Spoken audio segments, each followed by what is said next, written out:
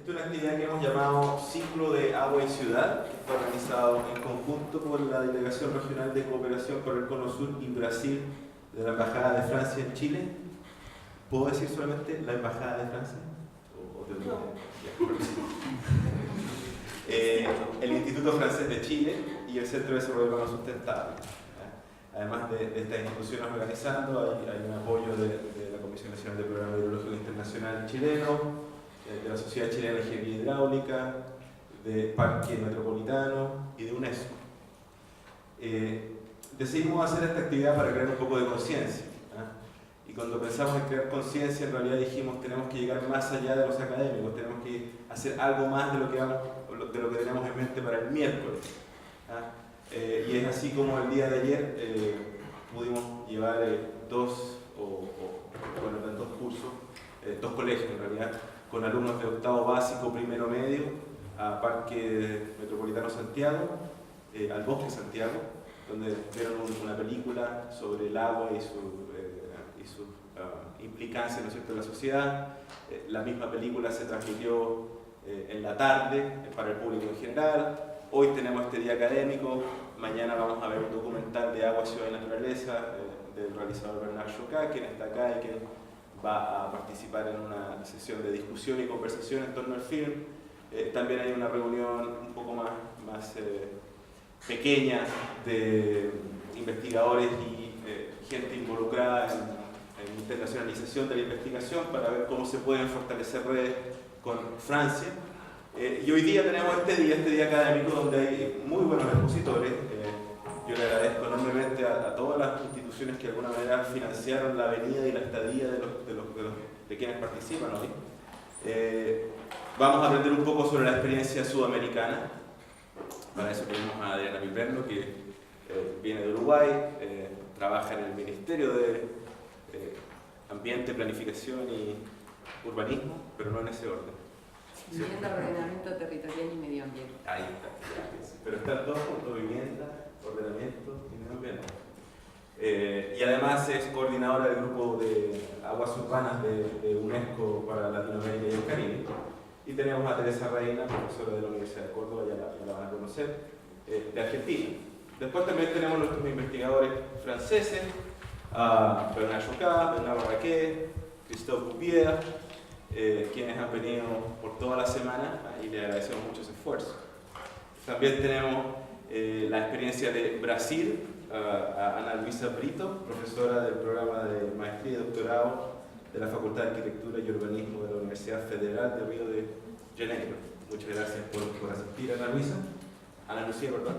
Y finalmente tenemos la participación de investigadores locales, Sonia Reyes, Sebastián Bonelli, Oscar Meno y quienes hablan.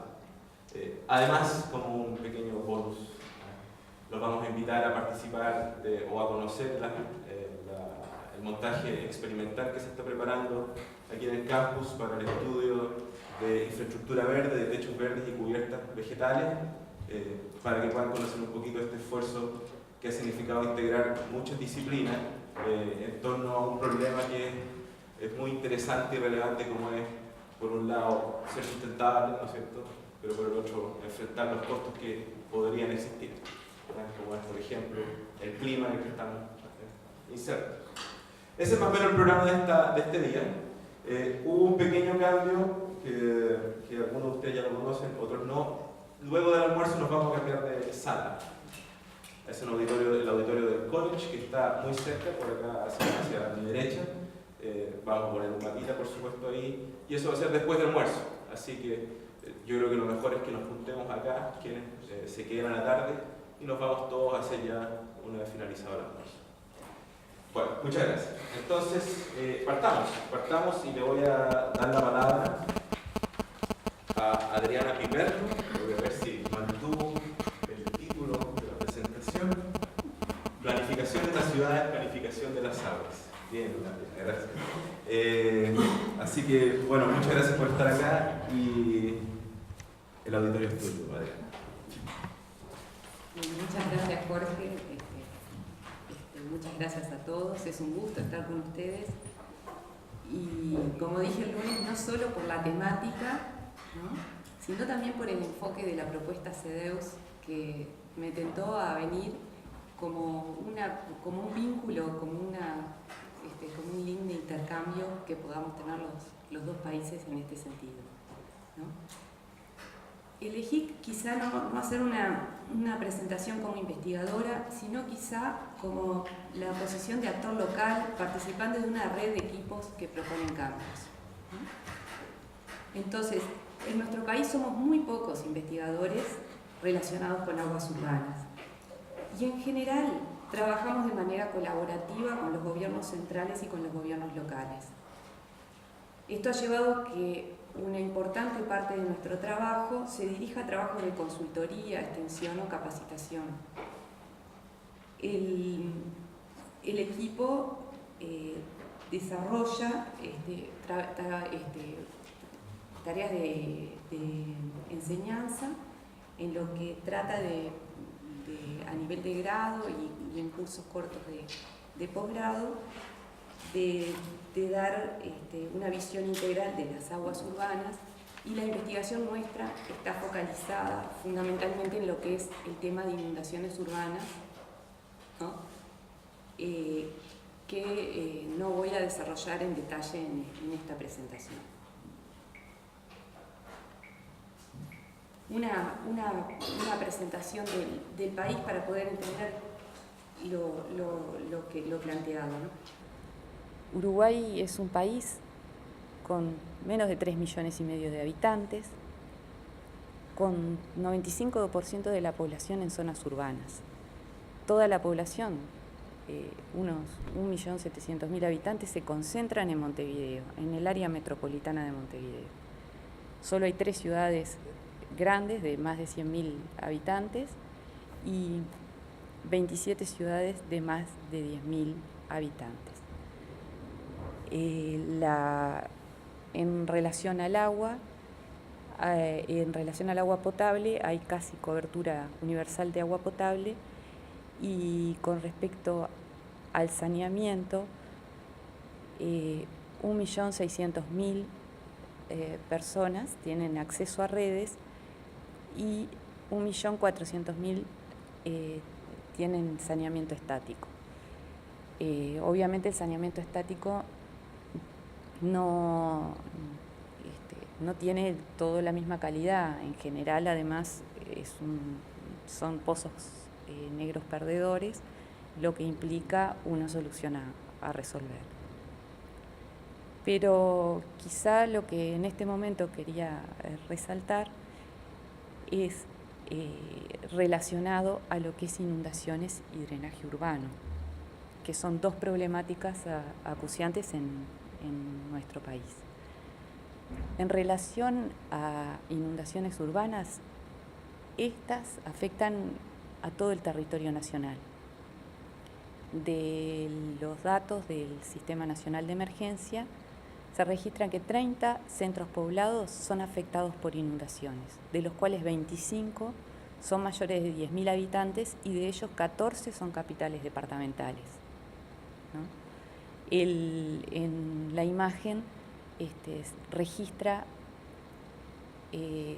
un evento de noviembre de 2009 que ve que el sector oeste es afectado, pero en el 2007 fue el sector centro que tuvo más de 13.000 evacuados. También los problemas de drenaje abarcan todo el país. Más de 60 centros poblados son afectados por problemas de drenaje urbano, siendo el 70% de los casos considerados de gravedad media o grave o muy grave por los técnicos locales. Dentro de los problemas que más se repiten son la intrusión de saneamiento a drenaje y de drenaje a pluviales.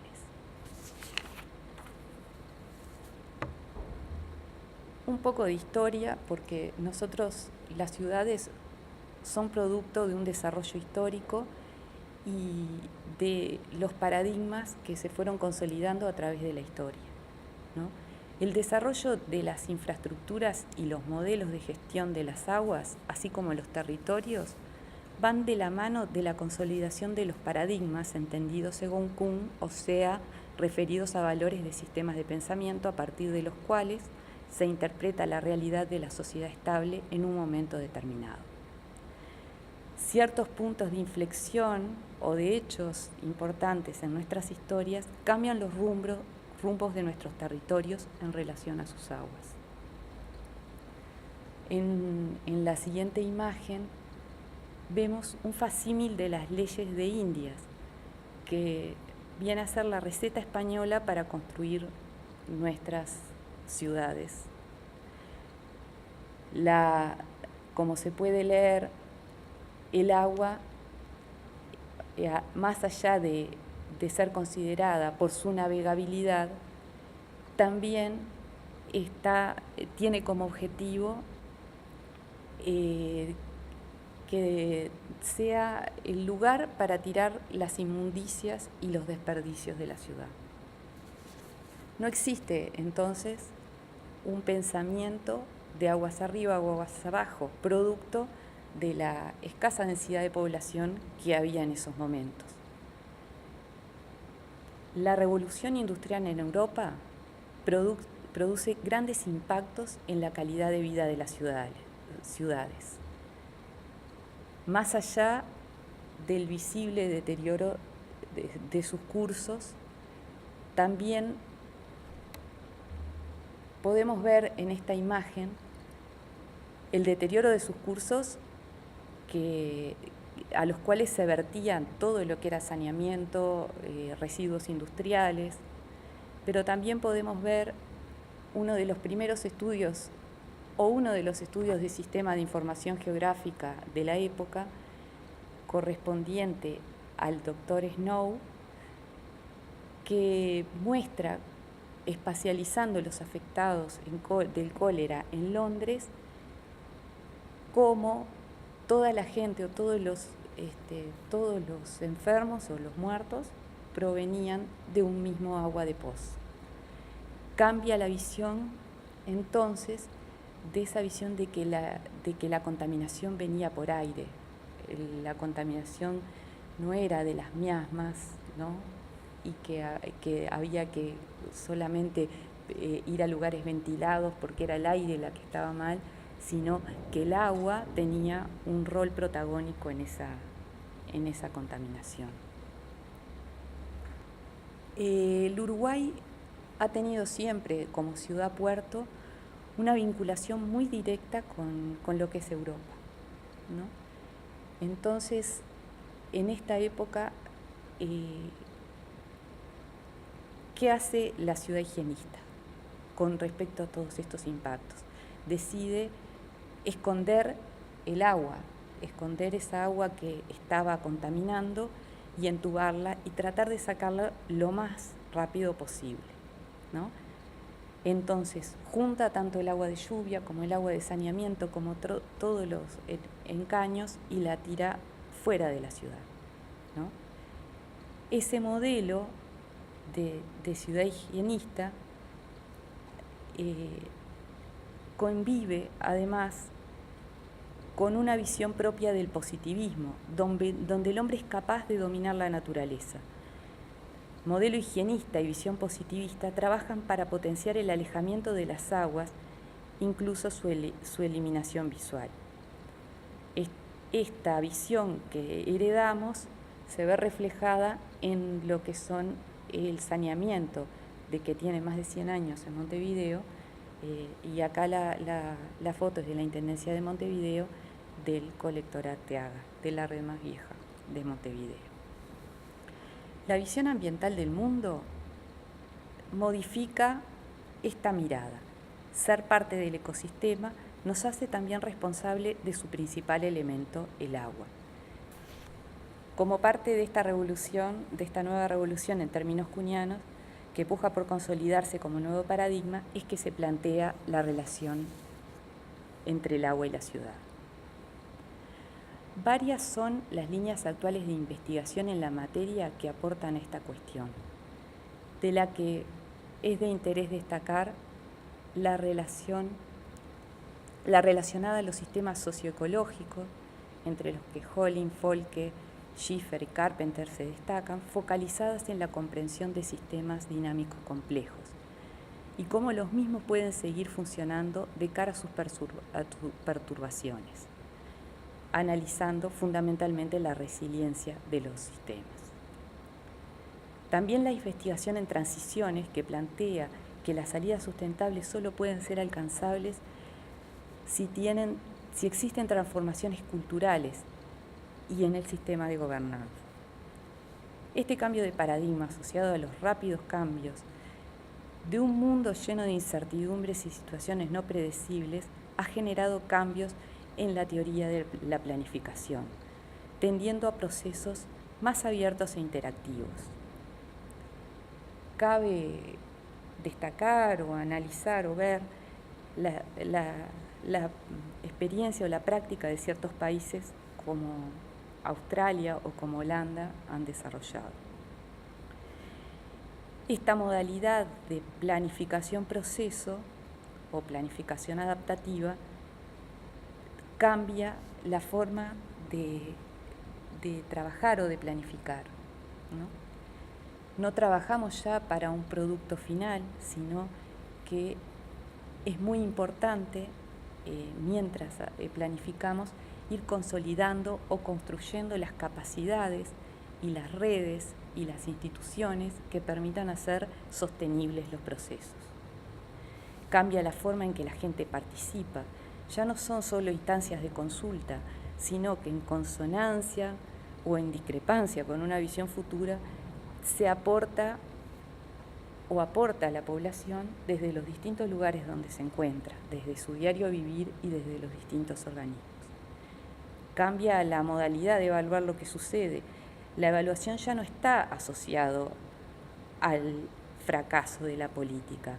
O sea, no tendría que ser un político el que rinde cuentas y es juzgado, sino que los ámbitos de evaluación están asociados a reformulación de objetivos. Cambia también, entre otras, la modalidad de decidir, ¿no? Porque se trabaja en subsistemas interconectados y en varios niveles del sistema. O sea, no se fijan los objetivos de manera fragmentada entre cada una de las organizaciones, como se hace ahora, porque actualmente cuando uno planifica las actividades de su sector sin pensar o sin ver cómo planifican los sectores que están conectados con uno, y no forma parte de un proceso integral, sino que se evalúa en sí mismo, y muchas veces esa evaluación no es real. Cambia en este sentido también, en esta época de cambios muy rápidos, es indispensable también cambiar la forma en que la academia se relaciona con la gestión. ¿Por qué? Porque necesita una retroalimentación a tiempo real, ¿no? O sea, la academia tiene que trabajar para transformar la realidad, ¿no? La ciudad como sistema complejo y el agua urbana como ciclo integral presentan nuevos desafíos de análisis y perspectivas. Ahora, ¿qué puede hacer un país como el nuestro, chico, con escasos recursos? Quizá aprovechar de las ventajas que tiene de su pequeña escala y tratar de ir trabajando e ir construyendo lentamente esa sostenibilidad o esa planificación, o ir construyendo esa planificación proceso dentro de las capacidades que tenemos. Para eso es indispensable que juntemos o que acumulemos los esfuerzos en el mayor, de la mejor manera posible, ¿no? Sabemos que son escenarios de estructuras sumamente rígidas y no creemos que decir esto sea hablar pensar que todos son flores o poesías. Es muy complejo la estructura institucional, que es muy rígida la forma de ejecución de los presupuestos del Estado. Son muy difíciles los mecanismos de ejecución ejecución presupuestal en todos los niveles, ¿no? Los recursos para investigación también son escasos o son acotados, pero eso no impide un desarrollo de las actividades. ¿Sobre qué escenario o qué trabajamos? Encontramos una ciudad en su relación con el agua con muchos problemas, pero también con muchas cosas buenas. Quizá el PowerPoint haya quedado por deformación, quizá con todos los problemas que causan, y tenía que haberle agregado unas 5 o 10 fotos de la relación del agua y la ciudad del país que realmente hacen de la calidad de vida. Pero marcando estos problemas vemos las afectaciones por ocupación de las planicies, afectaciones por avance de las construcciones sobre pequeños cursos o cañadas urbanas, problemas de saneamiento sobre el drenaje urbano, residuos sólidos y aportes de contaminantes. La foto del auto es una foto uruguaya.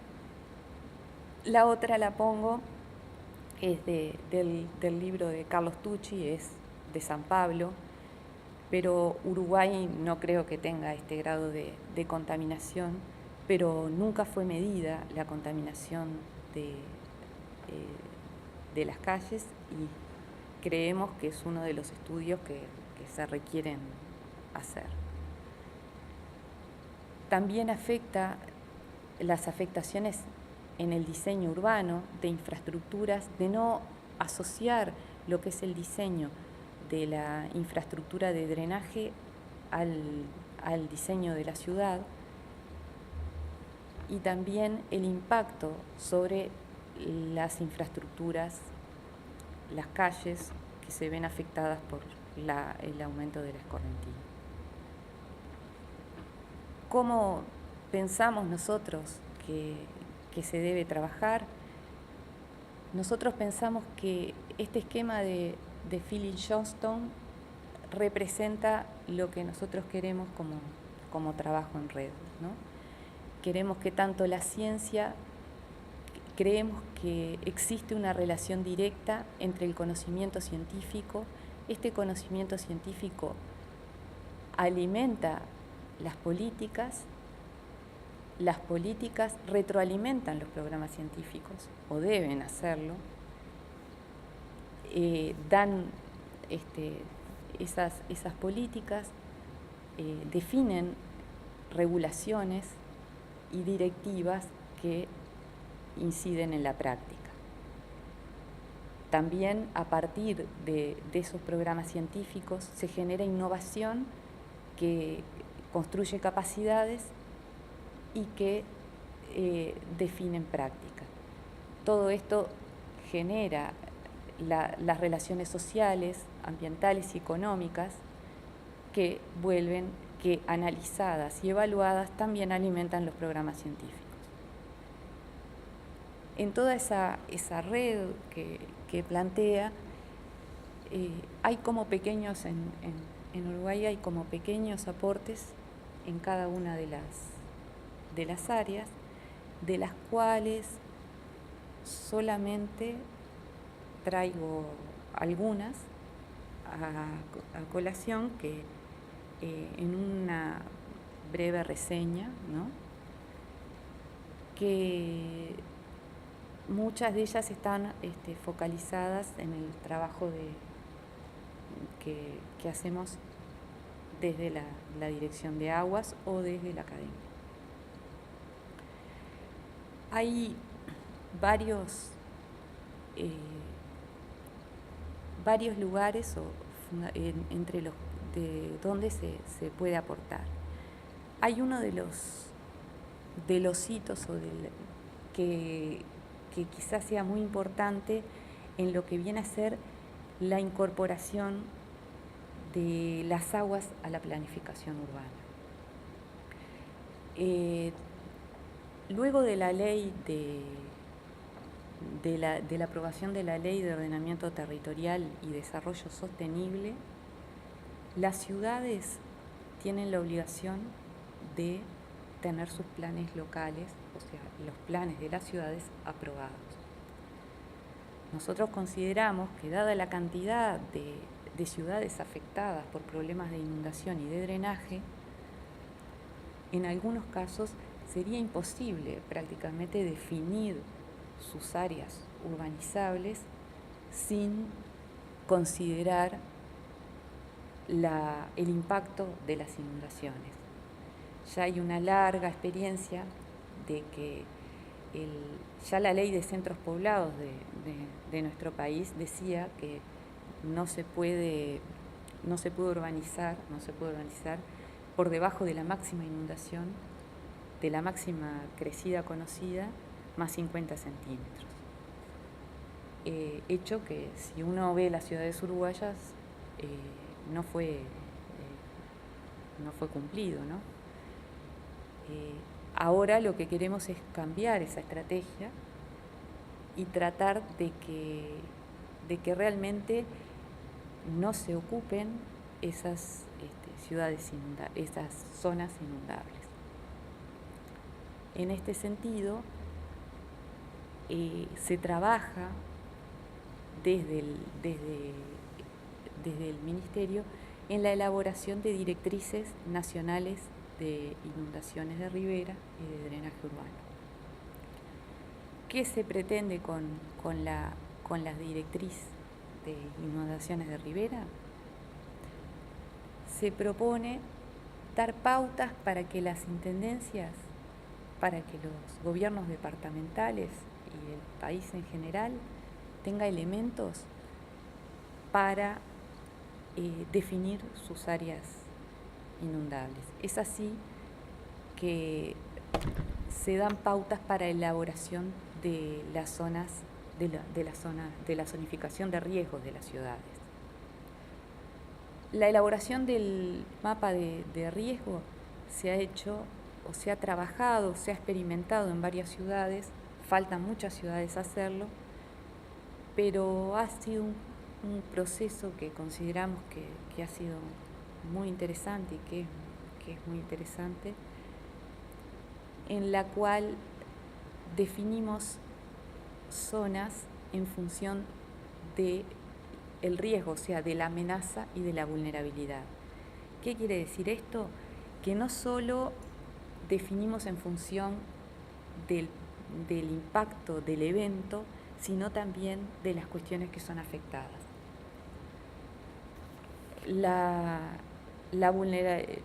Por ejemplo, ante el mismo efecto de un mismo evento, si las zonas impactadas son menos vulnerables, los riesgos son más bajos. Si las poblaciones son socialmente muy vulnerables, los riesgos son muy altos. Esas poblaciones son mucho más afectadas. O sea, que en esa consideración es que se hacen los mapas de riesgo. También otra cosa que vale destacar es que se cambia ese criterio de máxima crecida conocida, que conocida podía ser una inundación muy baja o sumamente alta, por criterios de periodo de retorno. Entonces, con eso se usa un procedimiento de participación de la gente y participación de los técnicos locales, y se ha llegado a un trabajo conjunto con las intendencias de incorporación de ese mapa de riesgo a la categorización del suelo. O sea, que ya existe medidas cuando uno define cómo va a usar ese suelo en función de su inundabilidad. Por ejemplo, las zonas rojas de este plano son zonas en las cuales se desestimula la urbanización, y las zonas amarillas son zonas en las cuales se tiene que pensar en una urbanización que considere que son zonas inundables. Las medidas, el mapa de riesgo es solamente un instrumento, ¿no? Es un instrumento que tiene que trabajar conjuntamente con otros instrumentos, algunos de los cuales se encuentran en la Ley de Ordenamiento Territorial, y otra batería de instrumentos que hay que elaborar o trabajar desde otras vías. Entre ellos, la suspensión cautelar y la policía territorial. Para la elaboración de los mapas de riesgo se ha contado se ha realizado para la elaboración de los mapas de riesgo una consideración especial de lo que piensa la población. Lo que se muestra acá son los mapas de percepción que identifican, en los cuales la población identifica cuáles son las zonas de conflicto del agua y la ciudad y cuáles son las zonas con potenciales. También se ha hecho foco, ya en relación no tanto de la inundación de ribera, sino de drenaje, en evaluación de los puntos de conflicto. O sea, de aquellos puntos que son inundados por problemas de las infraestructuras de drenaje.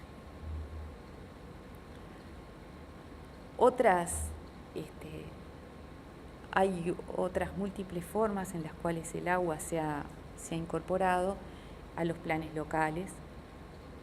Por ejemplo, en lo que significa la definición de programas de actuación integradas asociadas a los cursos de agua.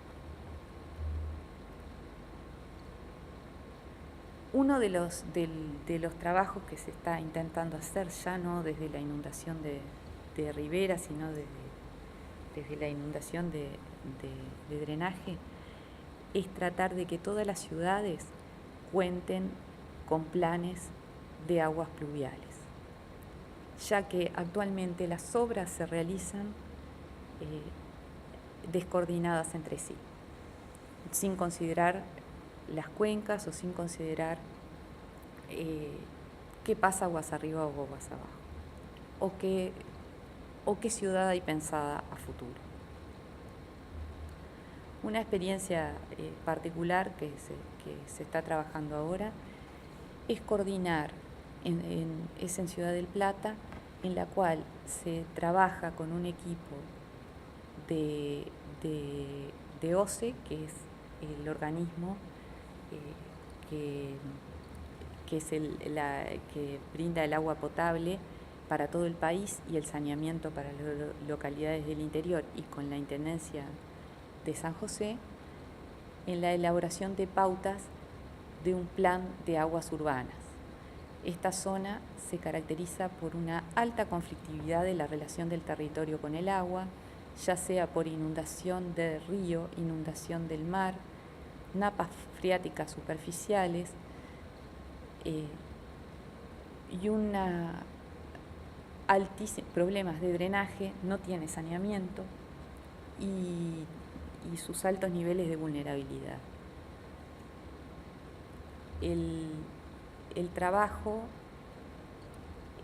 creo que lo que importa en este momento destacar acá en relación a lo que es el ordenamiento territorial y el plan de aguas pluviales es que existió o se manejan interacciones entre ellos al elaborarse junto el plan de ordenamiento y el plan de aguas o los lineamientos para el plan de aguas, uno aporta al otro determinadas cosas y viceversa. Por ejemplo, desde el plan de aguas se aporta para la definición de las zonas urbanizables, en la definición para la definición del área urbanizable, los criterios de inundabilidad. También se dan elementos para la ubicación de los vertederos en función de la vulnerabilidad de los acuíferos, o también tratar de buscar en función de la vulnerabilidad del acuífero la definición de las zonas industriales. También se dan elementos desde este plan para la definición de las cautelares por inundación. Desde el plan local de ordenamiento territorial al de aguas, ¿qué necesita un plan de aguas pluviales? Necesita saber, las infraestructuras no se diseñan de manera independiente, sino en función de un proyecto de ciudad.